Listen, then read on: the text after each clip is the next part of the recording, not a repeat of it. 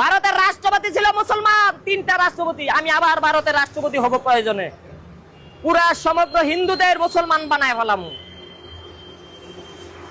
দাওয়াত দিতে দিতে জোর করে না তো। ভারতের হিন্দুরা আমাদের মুসলমানদের আর মারবে না। আমি যখন যাব ভারতে, মোদি বলবে আমি তবা পড়লাম। এর হিতাকাঙ্ক্ষীদের উদ্দেশ্যে বলছি, এর কিন্তু মাথায় গ্যাস উঠে গেছে। এ যে কোনো মুহূর্তে স্টক মেস্টক করে বসতে পারে। তা এর ট্রিটমেন্ট কিন্তু ওই বাংলাদেশে হবে না নে। এরে যে করি হোক ওই পাসপোর্ট বানাইয়ে ইন্ডিয়ায় নই আসো। কারণ এর যে গ্যাস মাথায় উঠে গেছে, ওই গ্যাস নামানো ওই বাংলাদেশের ডাক্তারকে দ্বারা হবে না নে। ইন্ডিয়ায় নই এসো, ইন্ডিয়ার ডাক্তাররা এর গ্যাস নামাইয়ে একদম পিছনের ফাঁকা দিয়ে বার করে দেবে না। ও ছাতা বাংলাদেশের ডাক্তারকে দ্বারা হবে না নে।